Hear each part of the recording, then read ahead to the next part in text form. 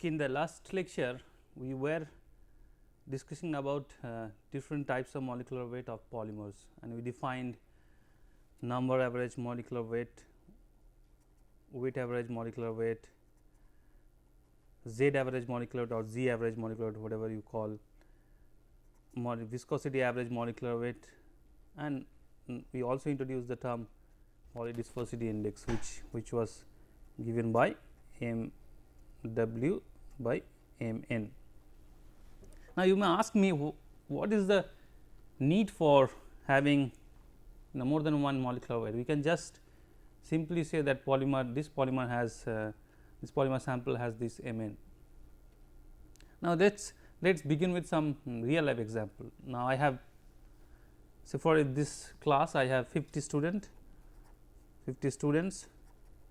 and average age let us 25 years, all of you. Now, if I assume that your knowledge in polymer chemistry or other subject is related to the age, then you have some knowledge base. Okay. Now, from these students, now I take out 2 students and add 2 10-year students. We have age of 10 years, class standard 10 student, 5 student, and I take out 2 students and add 2 40 years, say professors from any college. So, what would be the average? Average would remain same 25 years. I have just taken out 2 students, added 2 10 years and taken out another 2 student of 25 years, added 40 years. So, what do you think the sample's ability to score in any subject which depends upon knowledge would change or not? The average remains same, which was same as 25 years as earlier, but obviously you can now understand that because you added 2 40 years professors, the ability to the knowledge or ability to score in exam is much more for this sample compared to the earlier one. So, what I am trying with this example, what I am trying to convince you that maybe the average remains same in 2 cases. Okay. The first case there was 25 years, 50 students, and in this case you have replaced 4 students with 4 another set of person. The average remains same, but the property, in this case property being the knowledge or the ability to score marks is changed. That means, property of a polymer sample cannot be always obtained from just single value of say m n, which is the arithmetic or average. Like this case, if you have a distribution, broader distribution or a narrower distribution, then the property is going to change. How do you determine this molecular weight? For example, if I have this colligative properties, colligative properties,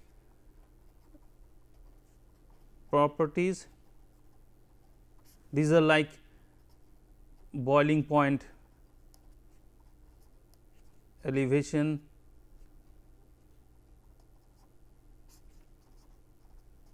of a solvent, freezing point depression,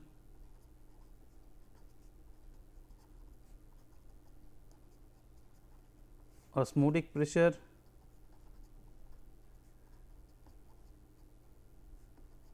like this. These that the property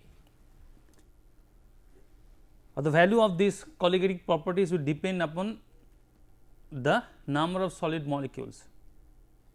So, if you add a polymer sample in a solvent, make a solution, the boiling point elevation for that solvent compared to pure solvent or a freezing point depression compared to pure solvent will now determine on the number of polymer molecules present in the solution. The number of polymer molecules which will give you m n, because m n is what concerns the number of polymer molecules. Now, if I want to measure the light scattering from a polymer solution, as you know that light scattering is dominated by the molecules having larger sizes or larger molecular weight. So, light scattering from a polymer solution would depend biased, it will be heavily dependent on the larger molecules, not the smaller molecules, which means the property like light scattering depend more on a MW, not Mn. Ultracentrifugation would depend upon Mz, viscosity is depend upon Mv, viscosity average molecular weight. So, we need all these molecular weights as well as the distribution PDI, polydispersity index, MW by MW, to completely understand the sample. What do you mean by understand? The properties of the sample. If I want to know the the ability to scatter a light from that sample, it would we need MW value rather than Mn, and if you want to find out the colligative properties of that sample, then we know that this is Mn which we need to know rather than Mw. And also we will see later lectures that distribution matters. For a given average, if distribution changes, then the properties like melt viscosity and the strength and the mechanical properties also changes with the distribution. So, keeping the average same, the polymer property will change if the distribution also change. Okay. So, these are the reason why we need all these numbers or the values of all these molecular weights, not only a single molecular weight, and also the distribution. Now, before I move to this lecture's topic on step growth polymerization, I just want to very briefly touch upon the thermodynamics of polymerization.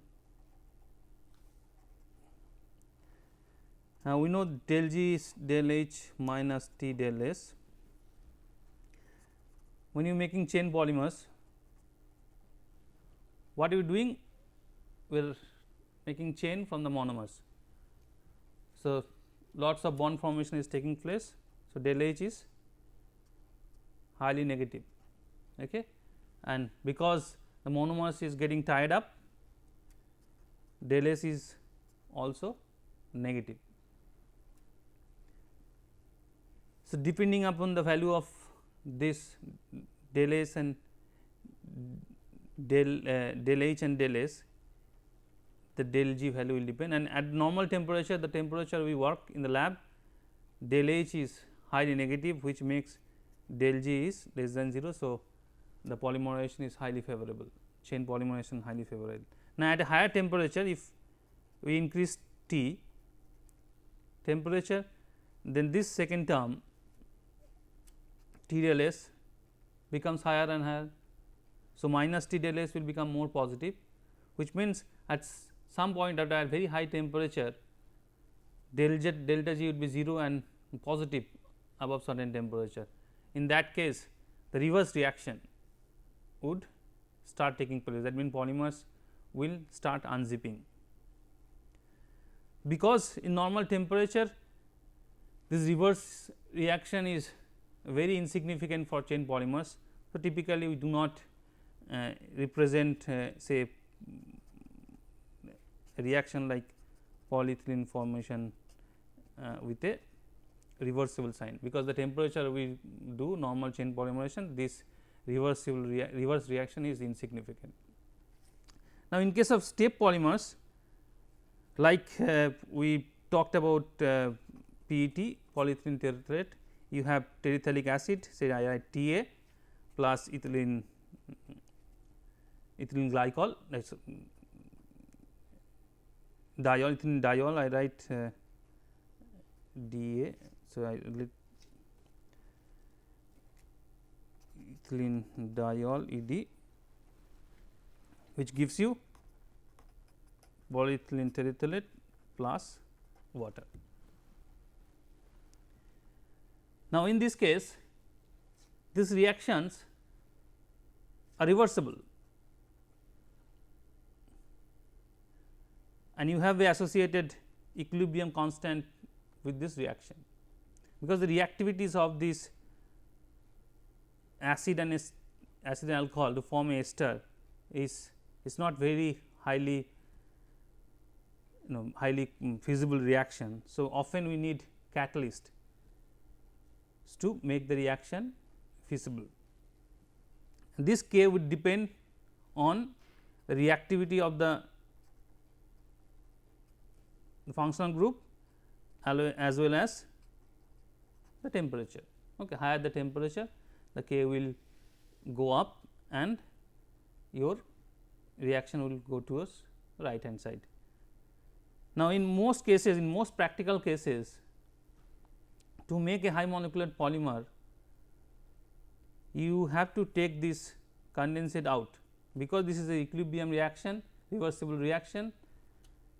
In most practical cases, these are taken out by applying vacuum and also increasing temperature.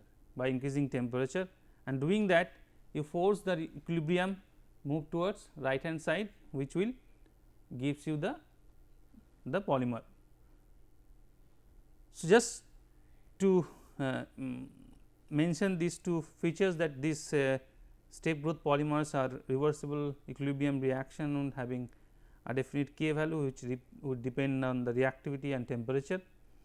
And for a practical synthesis of step growth polymers, you need to take out this condensate from the reaction by applying high temperature and high vacuum, so that the reaction proceed to the product side. Whereas, in case of chain polymers, it is thermodynamically feasible, only at very high temperature the reverse reactions become significant. Okay, just remember this point, we will come to the detailed thermodynamics of polymerization when the appropriate time comes. Now, we will move to the step growth polymerization and its kinetics and mechanism.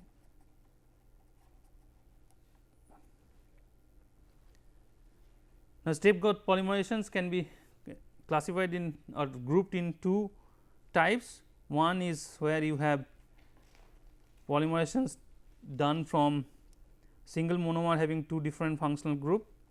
So, I write A B gives you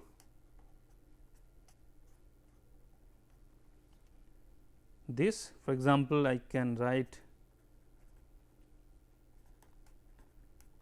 general reaction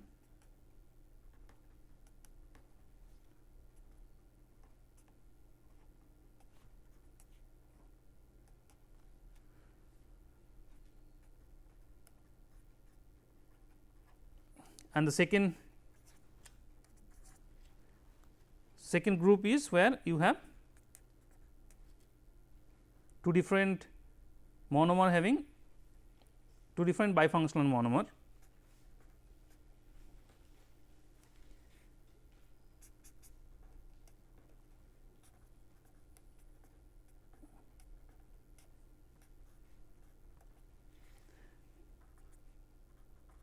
I can write a general example as in the earlier case.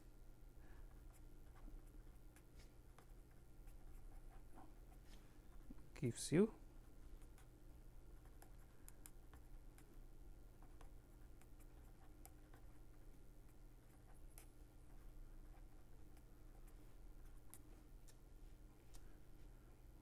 plus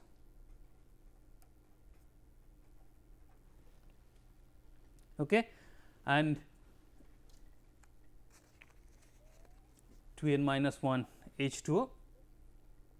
And as we have learned in last lecture, that to make a high molecular weight of these polymers, the polymerization has to be pushed with such a way that the conversion of the monomers or functional groups are very high, more than 98%, and also we will see that another condition is required for this type of polymerization to make high molecular weight is that the two functional groups has to be present stoichiometric amount. That means, the ratio of NH2 group and COH groups has to be 1:1. That is another requirement. We will find out more about that little later. So, as we had seen in earlier lectures that we write this stepwise reaction to describe a step growth polymers. On general you can write n mar plus m mar gives you n plus m mar.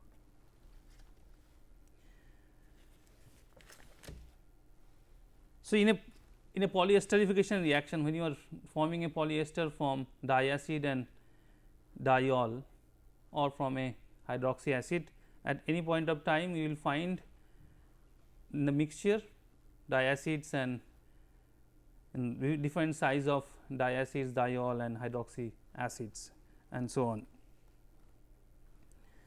And this all these reactions happen between the functional groups.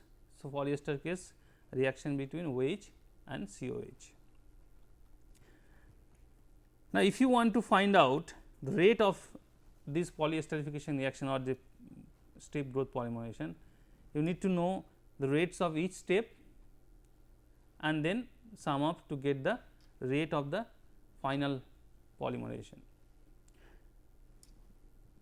Now, that is very difficult job. It is impractical to find out rate for individual, because there are so many reactions happening, different possibility. If you want to know the reactant rates for each and individual steps and then finally sum them to get the final rate, that is practically impossible task. So, this is simplified, it can be very simplified if we imagine that the rates of all these reactions are same. Now, these reactions are nothing but reaction between functional groups, though the sizes of these species are different, but the final reaction is between a OH group and COH group for a polyesterification reaction. So, we can assume that the rates of these individual steps are different, and first it was proposed by Flory, and which is proposed as the equal reactivity of functional group.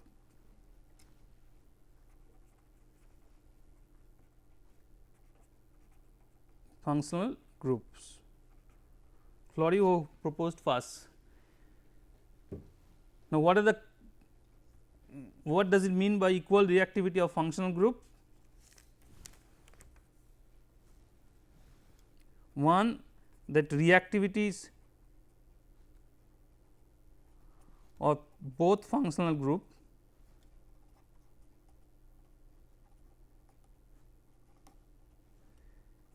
in a bifunctional monomers are same. For example, if you have a diol of a diacid or a hydroxy acid, in case of the polyester reaction we just talking about, reactivities of both the functional group in the bifunctional monomers are same. Now, what is the second point is that the reactivity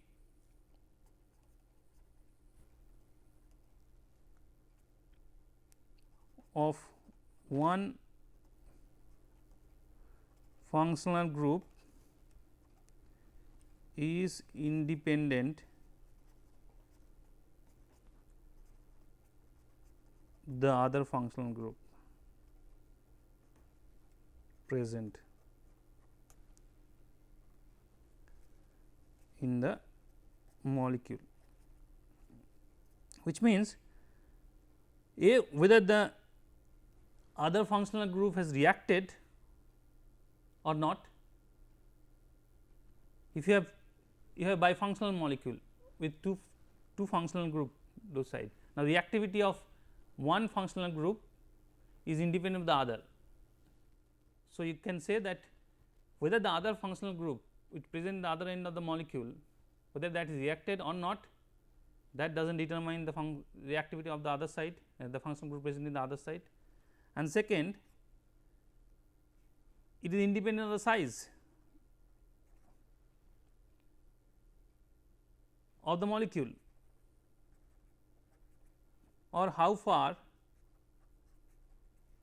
the two functional group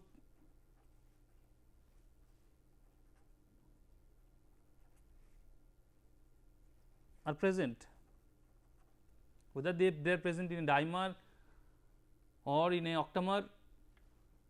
So, the reactivity of one of the functional group is independent of the other functional group irrespective of the length in between, okay, which makes this all the reaction as happens in the step growth polymerization process, they are same. Now, this assumption is a fair assumption and it has been proven experimentally.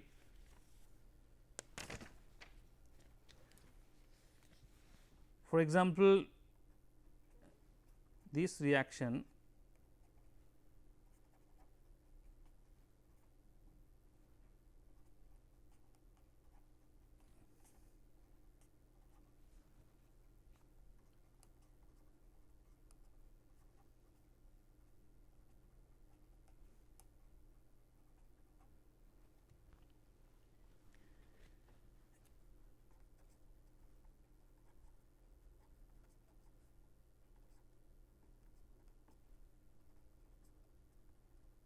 long back by these two scientists, it was shown that this reaction, this esterification reaction becomes independent. The rate of this esterification reaction becomes independent when x is greater than or equals to 3, which means the reactivity of COH group is independent of the chain length. And not only this is true for monofunctional reagent, this reaction can be shown true if you have the another COH in the other side. So, if you have a dicarboxylic acid and reaction, it has already proved experimentally that if you have a dicarboxylic acid, a reaction with ethyl alcohol, again the rate is independent of the chain length of the diacid group, and the rate becomes limited, it becomes equal whenever the the chain grows with a significant number, in this case say 3. Another example we can show, the other example where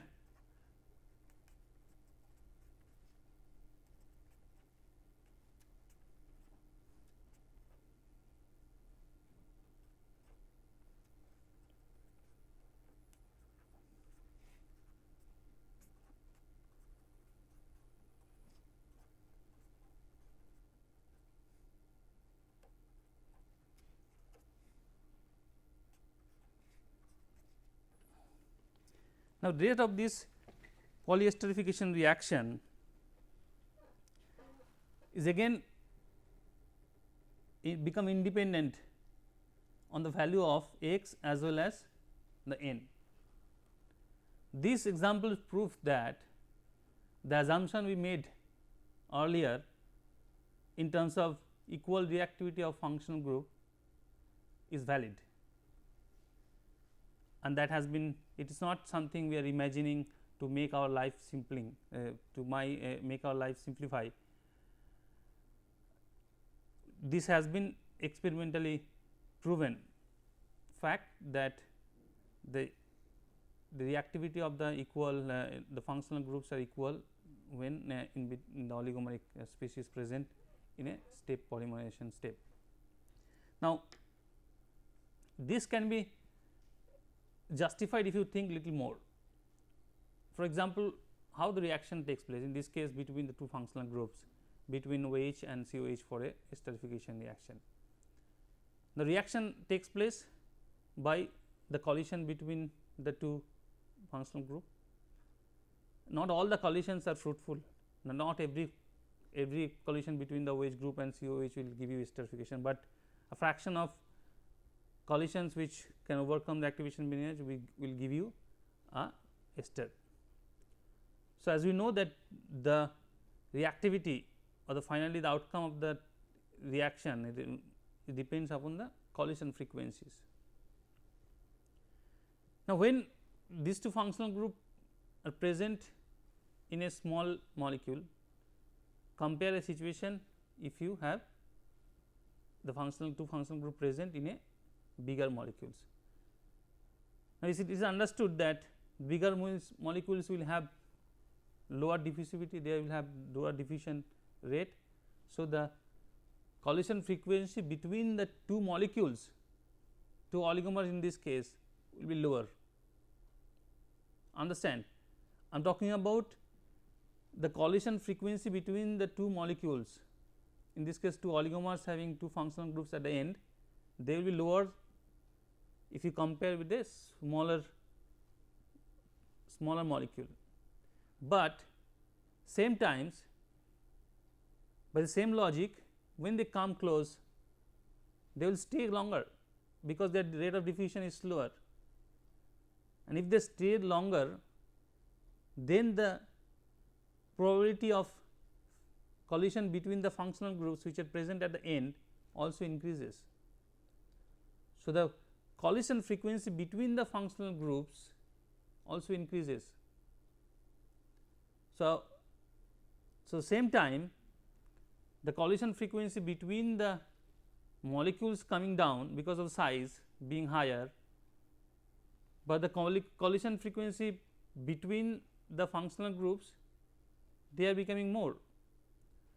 So, on effect these two are nullifying each other, and so final collision frequency between the functional groups present in a smaller chain compared to a larger chain are equal, and as the collision frequency of the final functional groups are equal, the reactivity or the rate of reactions also equal.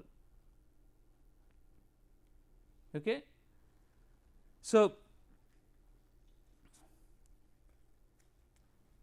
now we will move to the we take an example and go to the kinetics of step growth polymers,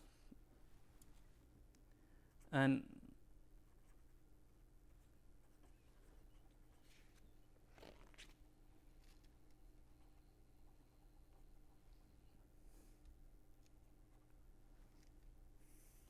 okay, before we start kinetics of step growth polymers, we define another term or we talk about Carothers equation, which gives you the average degree of polymerization.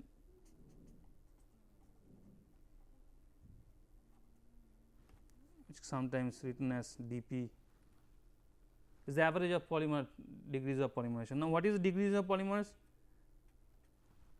We learned in the first lecture is the number of structural units present in the molecule, in a molecule or in a polymer chain.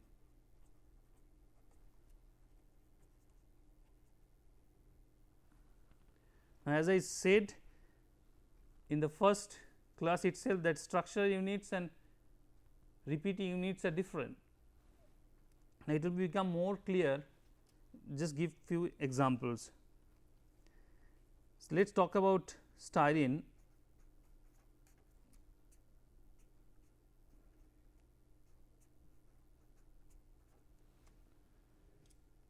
now in this case this is the repeating unit which is same as a structural unit. Structural unit is the residue of the monomer. So, in this case repeating unit or number of repeating unit is same as number of structural units. Molecular weight of repeating unit is same as molecular weight of structural units. In case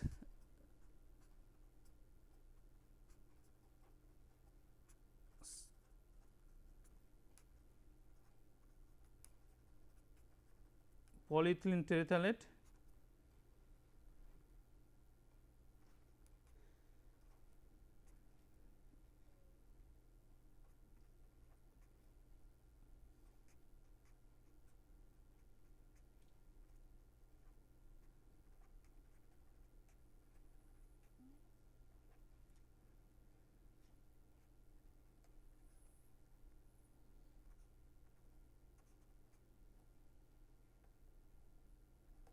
this is the repeat unit.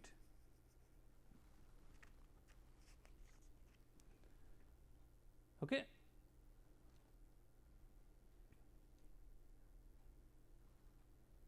So, what is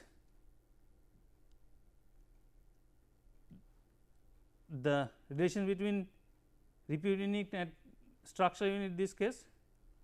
Now, each repeat unit contains 2 structural units.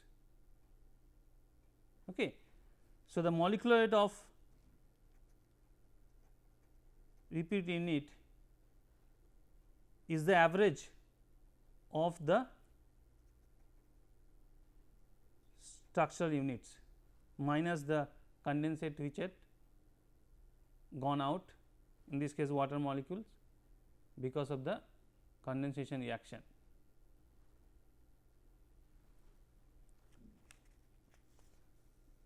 See, this is specific case of say polyethylene.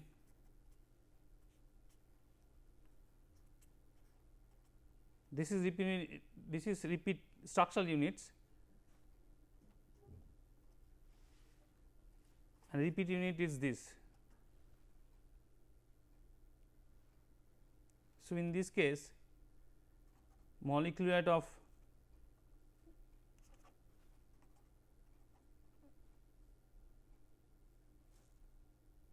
structural unit is twice the molecular weight of repeat unit.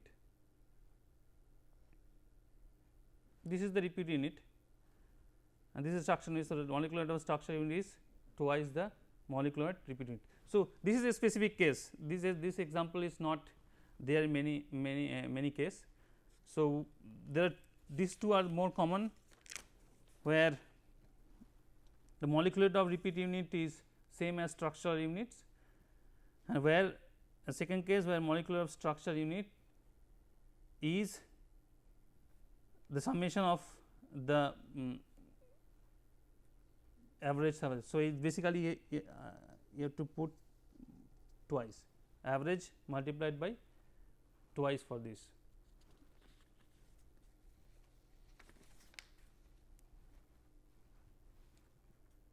So, we section we said the average number of structural units per molecule. Now, this can be given by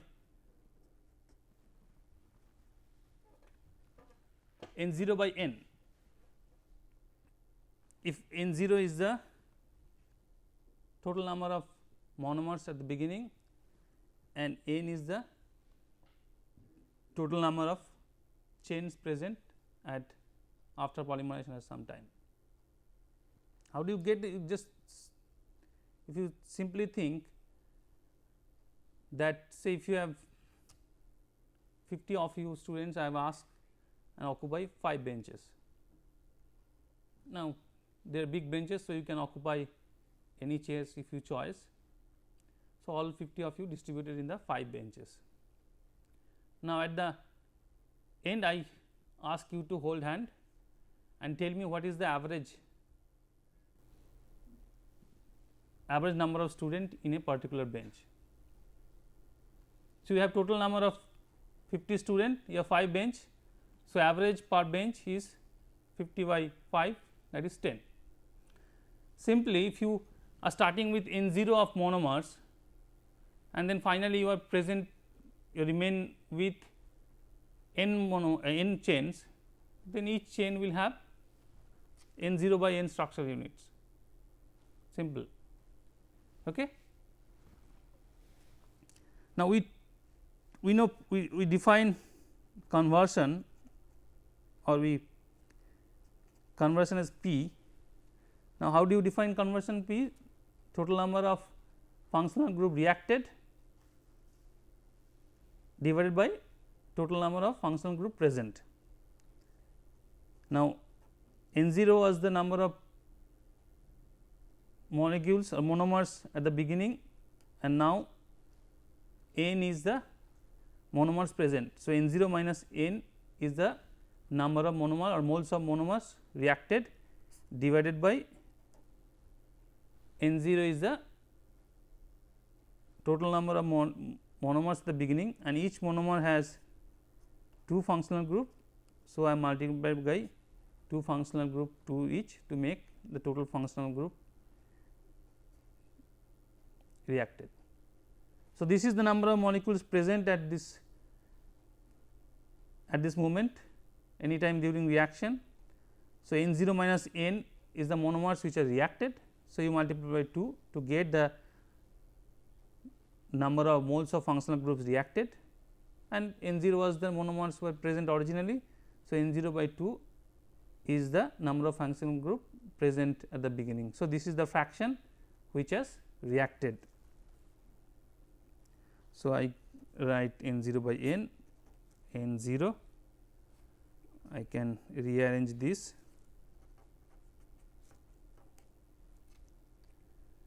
to get n 0 by n as 1 by 1 minus p. So, if you compare this and this, I can write the average degree of polymerization is given by 1 by 1 minus p. Now, this is again giving the same information as we got in earlier cases, in earlier discussion. To have a high molecular weight polymer, you need to have high value of x n, is the number one monomer unit or structural unit present in the system. How do you get a high value of x n? Only the p is high. If it is p is 0.98, that means 90% of the functional groups has reacted, you get 50, x n is 50. If it is 0.99, that means 99% of the functional groups are reacted, then you get 100. So, look how it is from a 98% reaction to 99% reaction, you are getting a jump in degree of average degree of polymerization from 50 to 100. Now, if you think about the lower values of p, 97% or even 90, if 90% of the fractional groups are reacted in normal organic reaction in small molecules, say we are doing a esterification reaction, a 90% reaction means okay, you are happy.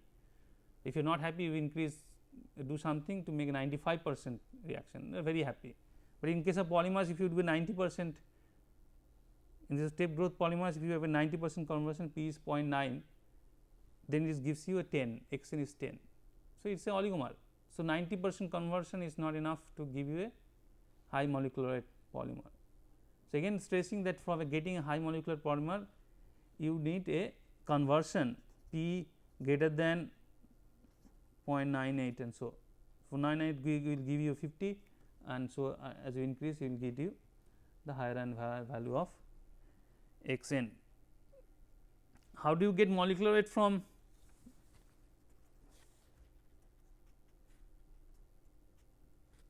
you got x n average degrees of polymers from this, you can get experimentally p if you can experimentally determine the fraction of molecule present. So, if you are doing a titration for carboxylic acid, you can get the fraction of carboxylic is present compared to the beginning. So, you can get x n multiplied by the molecular unit of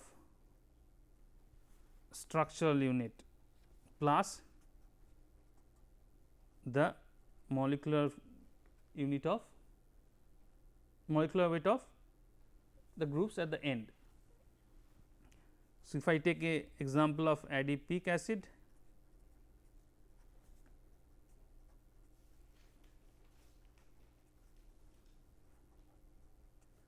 plus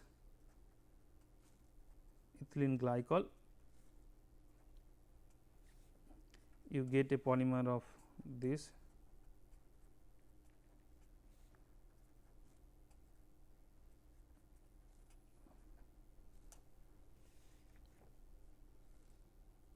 So, molecular weight of the repeating unit in this case, this is the repeating unit,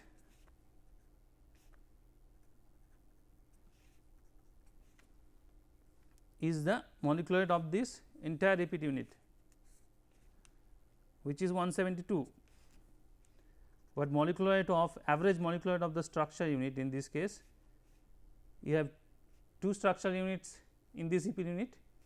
So, the molecular weight of structure unit in this case average, because 2 are different. So, I can write MSU average is 172 by 2 is 86. Okay. So, and what is the molecular weight of the N group? OH plus H, which gives you 18. So, the total Mn of this polymer would be given by x n bar multiplied by x plus 18. Okay. So, this is very important part, the molecular relations between molecular weight and degrees of polymers. Molecular weight Mn is degrees of polymer multiplied by the molecular weight of the structural units. If the polymer is made from 2 different monomers, like in this case adipic acid and ethylene glycol, then molecular weight of structure will give the average of that. Some people or some student, and from our experience we have seen that they confuse this with the repeat unit. Okay. Do not ever confuse that this is a molecular weight of the repeat unit. This is molecular weight of the structural unit. So, this is 86, not 172 for this example, and in more often in all practical cases we can ignore this the contribution from N group. So, we most often we write Mn is this. Okay. Now, again this is molecular of the structural units. If this is synthesized from 2 different monomer, in this case adipic acid and ethylene glycol, this is the average of the residues of the monomer. Okay. The monomer minus the condensate, in this case H2O, an average of that. So, this is 86, not the molecular weight of the repeat unit. Okay. If you take the repeat unit, you will be doubling the calculated molecular weight Mn for this.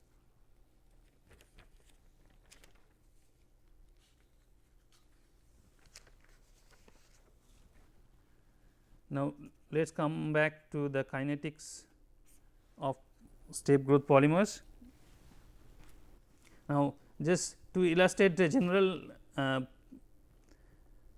polyesterification, we take example of polyesterification as a example of step growth polymers, and we take as earlier diacid plus diol and gives you polyester, and as I said that in most cases for practical purposes you need a catalyst to increase the reaction rate. So, I can write this in following reaction for this. Ha represents the acid,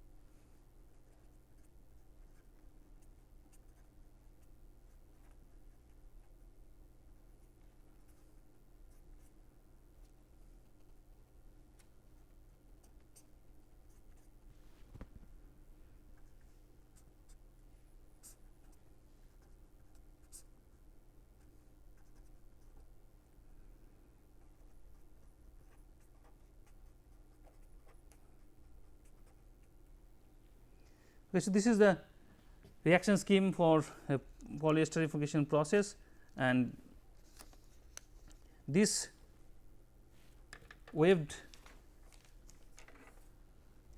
lines means that it is applicable for any size. We are talking about general reaction, it could be a end of a dimer or pentamer or so on, and so as this the hydroxy groups. Remember we talked about the equal reactivity of functional groups. So, we are considering all these functional group present at the end of a molecules are equal. So, we consider this general reaction. Now, for all practical purposes, as I said that these are equilibrium reaction, these condensate are taken out from the reaction by applying high vacuum and high temperature. So, that these reactions are almost exclusively on the right hand side. So, the K5, the K6 and K4 are very small. K6 value of K6 and K4 are insignificant, we can ignore them, because in most practical scenario we take out the H2O from the system to make the reaction move towards right hand side. Now, we will come back to the cases where you cannot take out the entire amount of H2O produced, and we will talk about the expression for those cases later. But for this case we are ignoring the H2O, and so that the value of K6 and K4 are very insignificant. And also this K3 is the value of K1, K2 and K5, they have much higher value compared to K3. So, this reaction is your rate determining step, which is given by the rate constant value of K3.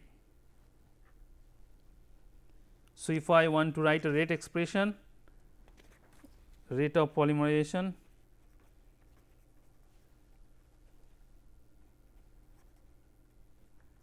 Rp will be given by loss of acid group from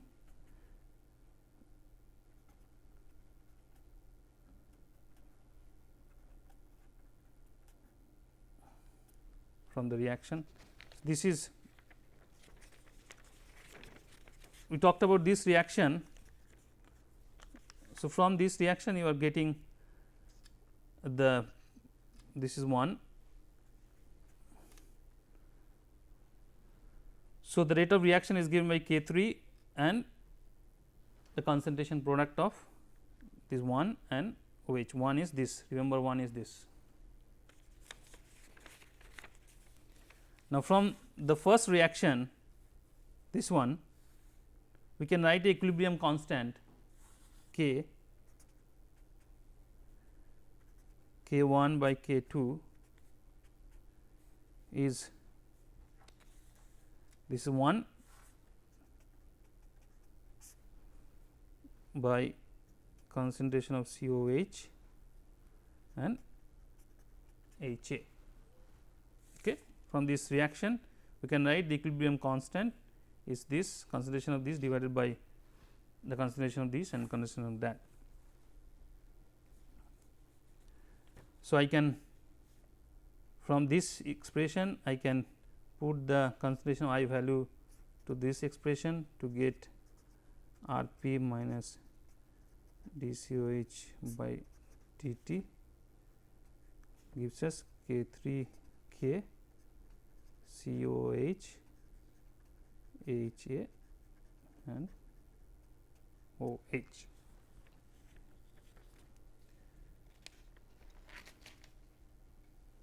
I can write this as another constant OH.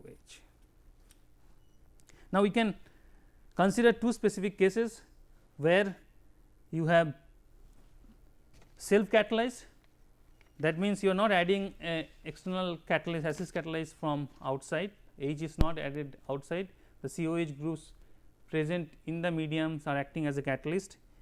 In that case, you can write this as K COH square and concentration of OH. Now, as you know that most cases the reaction is carried out with a stoichiometric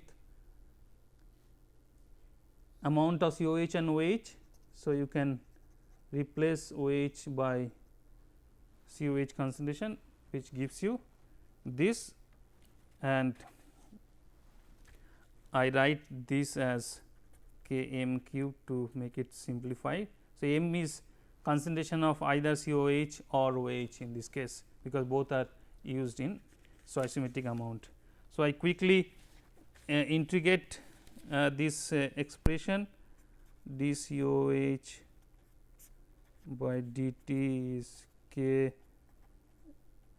m cube minus this, you can put m minus m by m cube is K dt. Now, I integrate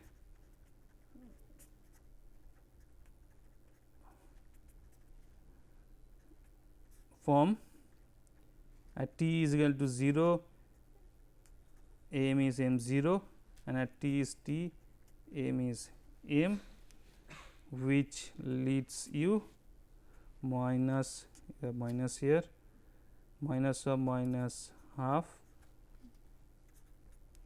1 by m square minus 1 by m 0 square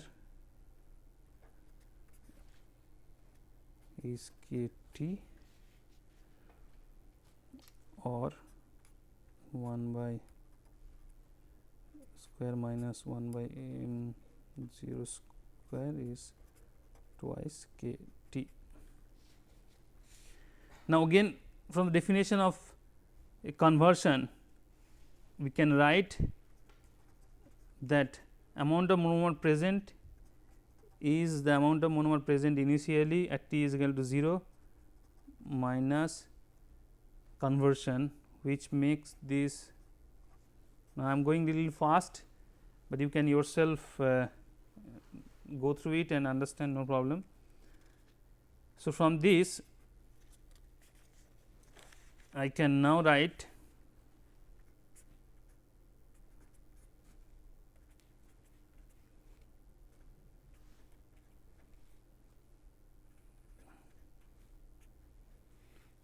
or x n square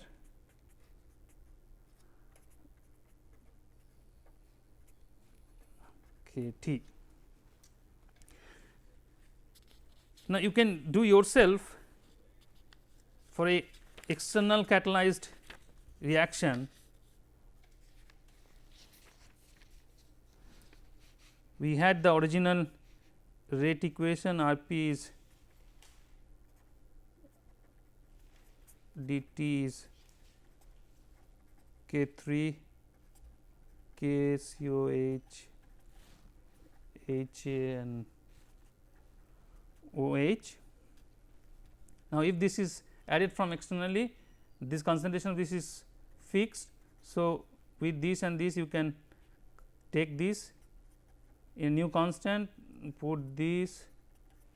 So, if this makes you again C O H square, I can write similarly d m m square is k t. Similarly, integrate from m 0 to m to t is going to 0 to t, and you finally get 1 by m minus 1 by m 0 is k dash t, which will lead to 1 minus 1 by p minus 1 t or x n plus m 0 k dash t. Now, this was for self catalyzed and this expression for external catalyzed. So, if you want to plot time with molecular weight, in this case for a external catalyzed you get a straight line for x n by versus t plot, and in case of self catalyzed you get square versus t as a plot. So, as you can find out from these, to increase, if you increase the time, it is always you get more increase in the molecular weight when this is external catalyzed. This was for external catalyzed, this was self catalyzed. If you increase the time 4 times, the molecular weight also increases 4 times in case of external catalyzed, but if you increases the time 4 times, you will only double increase in molecular weight for a self catalyzed reaction. Okay. That is the reason it is always very difficult to get a polycondensation reaction by a self catalyzed reaction. We always typically in practice we always add catalyst from outside. Okay. Now, what we will do in the next lecture is we will take this these two expression and start from there in the next lecture, and we will talk about these plots little more and how, what does it signify, and we talk about the other aspects of step growth polymerization in next lecture. We will continue this step growth polymerization in the next lecture.